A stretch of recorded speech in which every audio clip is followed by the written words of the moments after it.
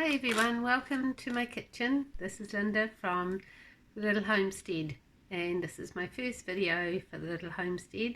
And today I just wanted to make some plain scones, well, the sweet scones, and I'm making scones for our church morning tea tomorrow. So I thought I'd bring you along to show you how simple it is and how I make them. And the batch that I make usually makes probably about 12 or 14, and once I split and have raspberry jam and cream, they're just delicious, and everybody always enjoys them at the morning tea. So I hope you'll enjoy this little video that I'm making today. Okay, here we go.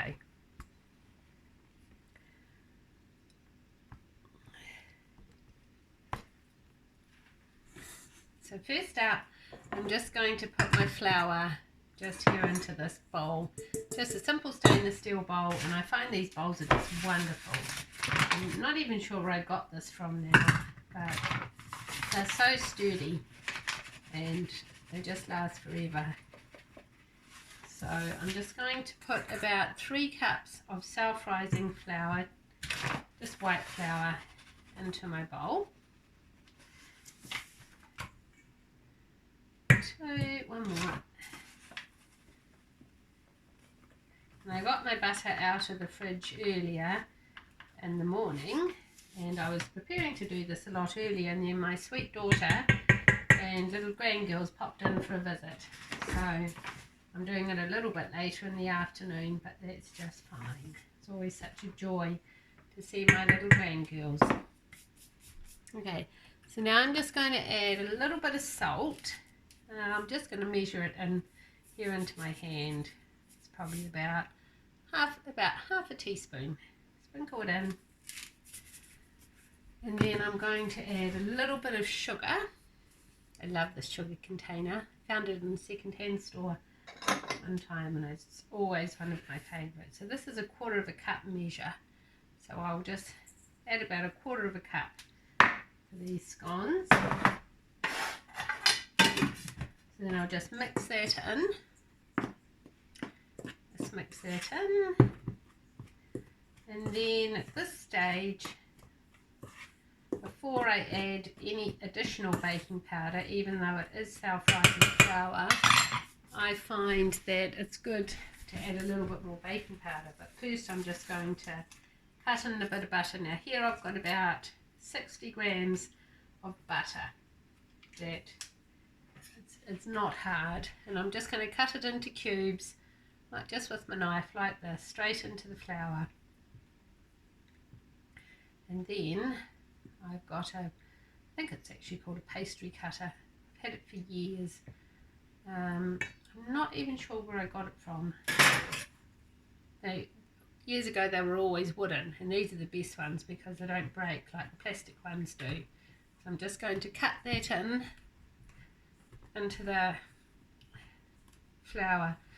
Now another way of doing this, if you really want to save time, or if you're in a hurry, is just to get your food processor, put the flour in, put the butter in, and whiz it all up until it's all chopped in, and it just looks kind of like crumbs.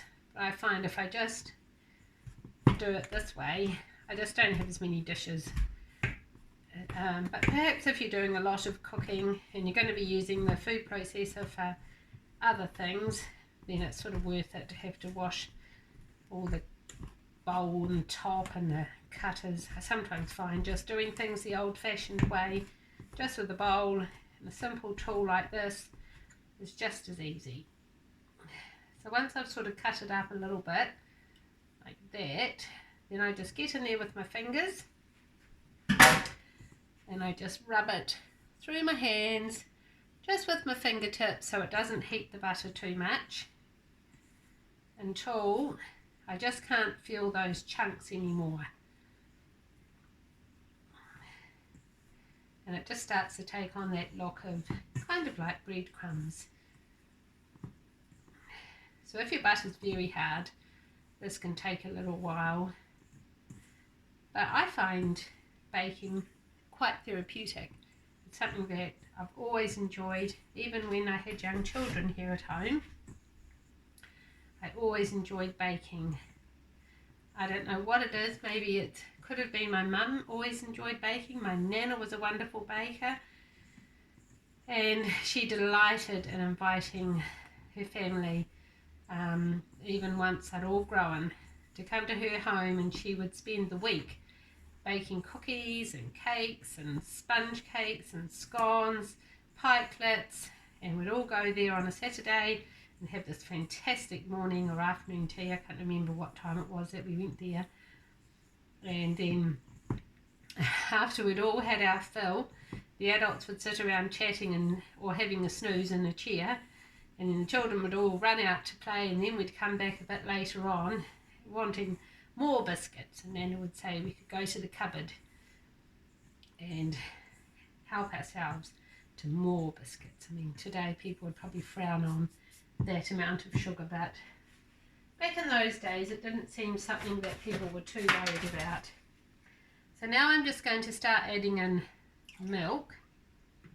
So I'll just make a little well in the centre of my flour, and then I'm going to start by pouring in 1 cup.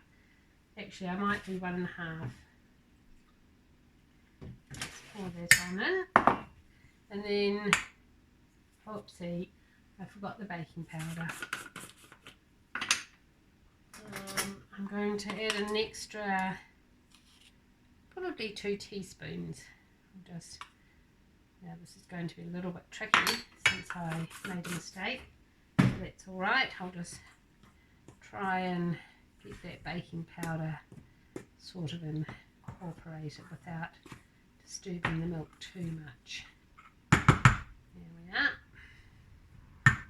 It's always a way to fix something. Right, so then gradually just pull your flour in from around the sides. Now I think scones are a little bit like muffins. You don't want to go crazy with the mixing. So then it needs a teeny bit more milk. So I'll just add a little bit more. That was probably about, I don't know, 1 to 2 tablespoons. Until you feel like your mixture is just starting to all come together and it feels soft.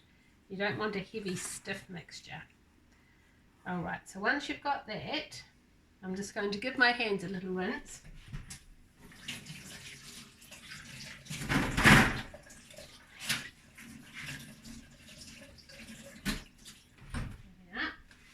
Then you want to get some plain flour, because you don't want to use self-rising flour to flour your board. So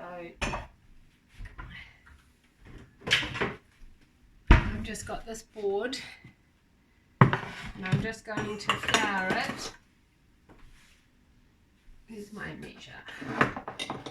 I'll just get this little 1/2 cup measure. Where's sticks, this one? It's a little bit of a nuisance. I get about 1/2 cup of plain flour. Sprinkle it on my board. And I'm going to turn the scones out, this mixture out onto here. Actually, there's a little bit more flour in the bottom of it, so I'll just add a wee drizzle of more milk and gather that in as well. There we go. Right, now pop it out onto that flour. So you can see I haven't really handled this much with my hands, and I'm not going to go into great kneading or anything like that. Just fill my bowl up with water, just as it starts to loosen all that flour and mixture off the sides, so you don't end up with a whole lot of crusty bowls. There we are.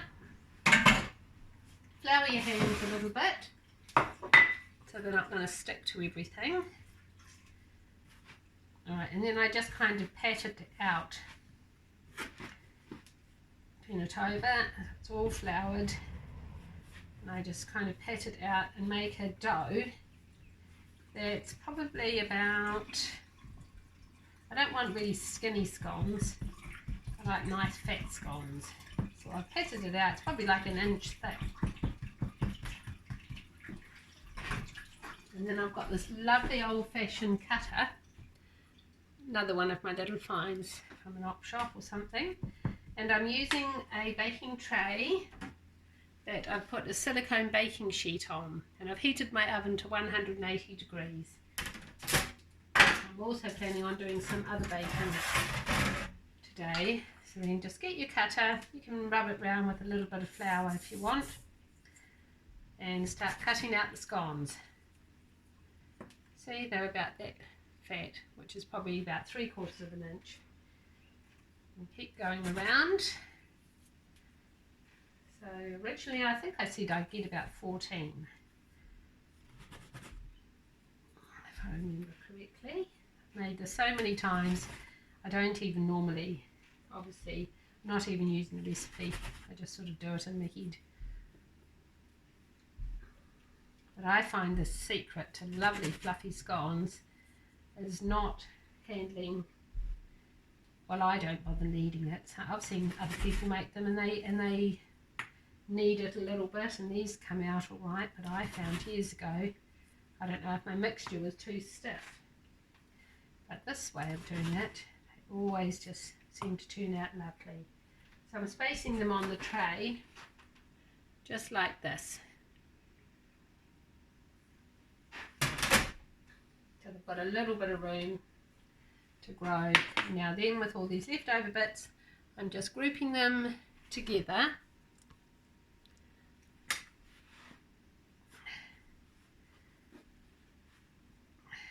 Push it all in together. So I've got 2, 4, 6, 8, 9 at the moment.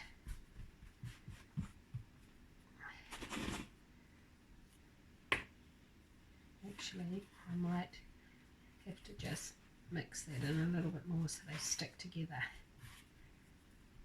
Here we are. Smush it out again. Rub any extra flour around your cutter.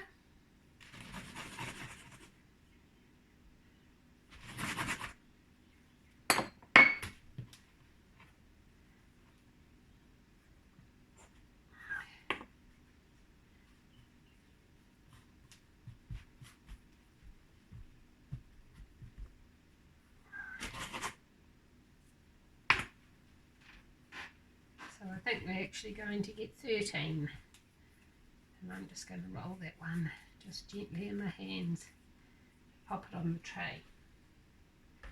There we have it. Alrighty, so I'm just going to wash the hands again in that basin that I had soaking.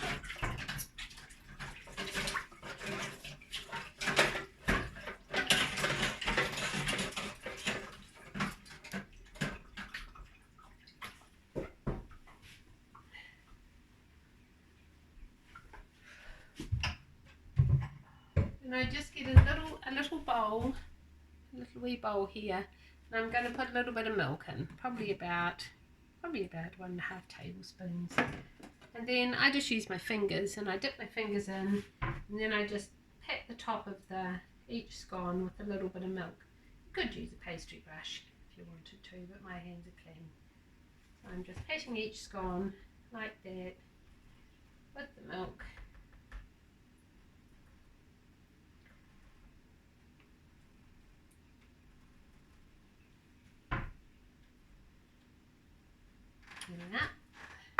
Now I'm going to put these into the oven, and they'll probably be about 15 to 20 minutes.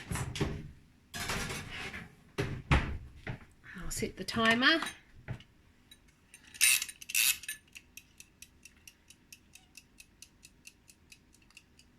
I'll bring you back when they're ready.